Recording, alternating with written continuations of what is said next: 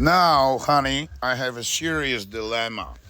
Because of the couch you were bitching me about is still in the living room, the bed is still in the bedroom, waiting to go to the living room because the city comes to pick up the couch only the day you call them. So I need to call the city, the garbage department, and they'll tell me we'll come at 8 o'clock or 5 o'clock. And this is where I'm going to talk to superintendent and his son. I'm going to give them $10 to pull this couch like 200 meters over there. Okay? So that's the plan. I'm sorry I didn't call for 3 days, okay? I'm busy. I went to the doctor uselessly yesterday.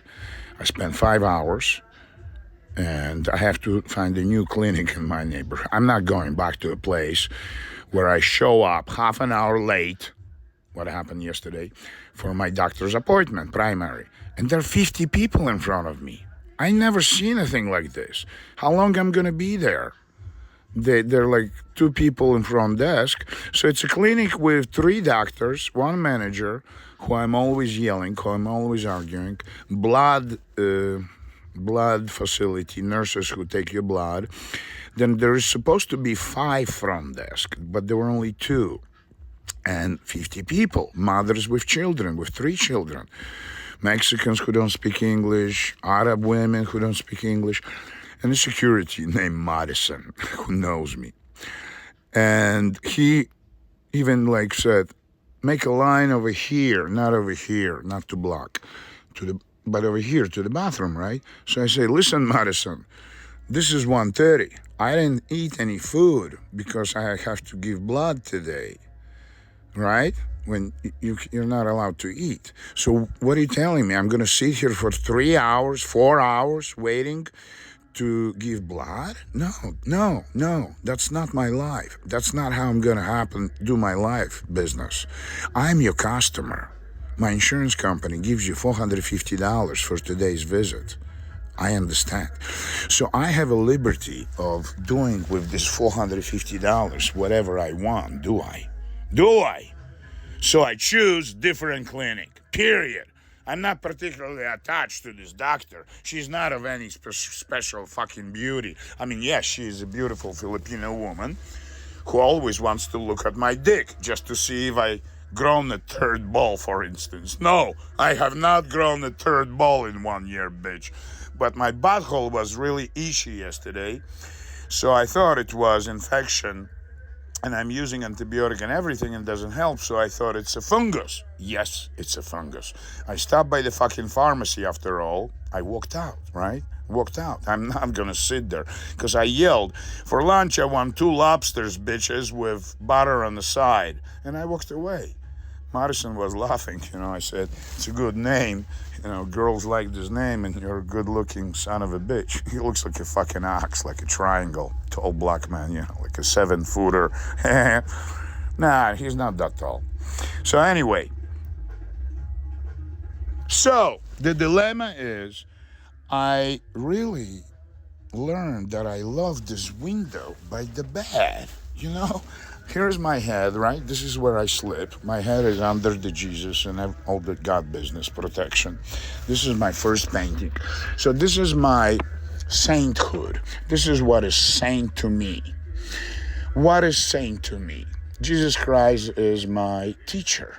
You understand? Like my guide in life, moral guide. I learn from New Testament how to behave, his wisdom. And occasionally I keep going back to New Testament. These are his words, more or less, and I learned how to survive. You understand? Don't steal, don't desire a wife of another, and don't kill. This is what my mother, fucked me with. So these 3 principles I live by. This is how I live my life. I don't steal. I don't fuck anybody's wives, ever. I had women coming to me, they're fucking like TV anchor. This fucking TV anchor. I mean, the most beautiful woman in New York. I don't watch TV. I didn't know she's a TV anchor. So we go to the bar, she says, and everybody knows her. Everybody's staring at her. And I'm kissing and grabbing her pussy, and then she tells me she's married and she has a kid. I say, fuck. She wanted to revenge husband's infidelity with me. I say, fuck, what the fuck is this shit? Fuck you, bitch. I thought she wanted to buy a painting. I thought some beautiful woman wanted to buy a painting.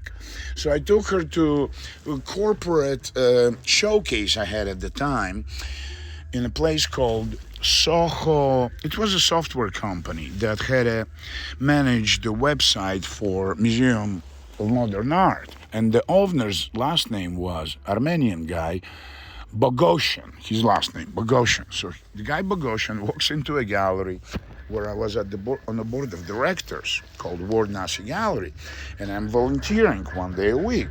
And this Bogoshan, little bald guy with a goat beard, says, Bogoslowsky, oh my God, I'm Bogoshan, holy shit, we're like family, right?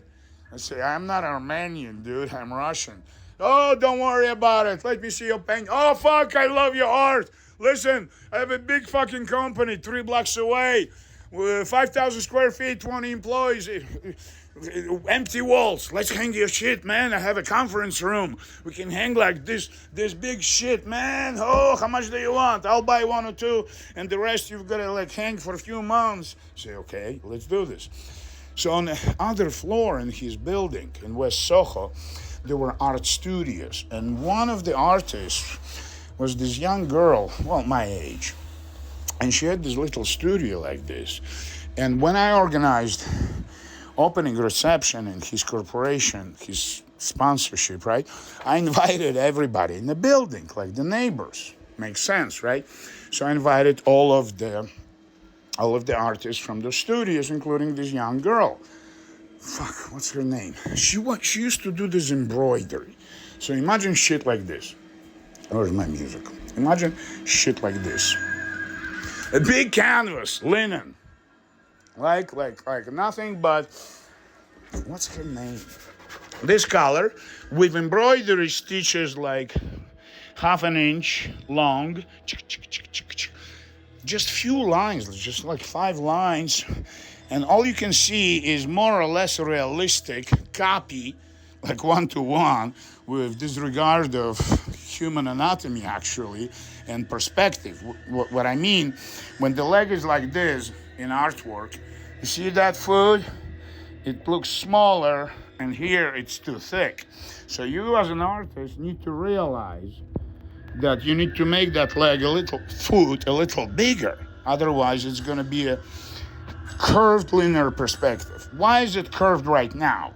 Because the lens of the camera is curved, and it curves only the central part is in focus, and the rest is sort of curving, as to say reality is not what you see in the camera. And the same goes for human eyeball, because it has a lens. It curves reality in the same way as a lens of the camera. So, what's her name, this artist?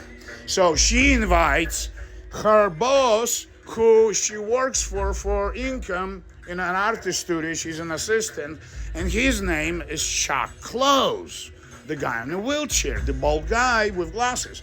He comes to my fucking reception at Soho Software Company. What year was it? 97, 98. So I meet this guy in a wheelchair, and I recognize him.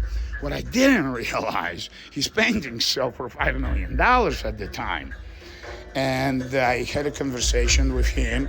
He's not very much into my art, and I understand it, because the way he thinks, I don't want to talk about his painting. What the fuck are we talking about? Okay, so my bed is going to be right here next week, or tomorrow, I don't know. Right here, it's going to take so much. I need to cut a window. I want a window by my bed. Okay, so how do we cut a window? The window, ladies and gentlemen, so my trailer is aluminum. I have that saw, and I have a metal saw. So where do we cut the window? Well, we measure from this corner to this corner. I approximate it somewhere here. We find out where the beams are, from the inside or from the outside anyway. And then we cut a hole, right? Then we put a beam at the bottom of the window on the left. I installed windows for 2 weeks. between the moving company job in New York without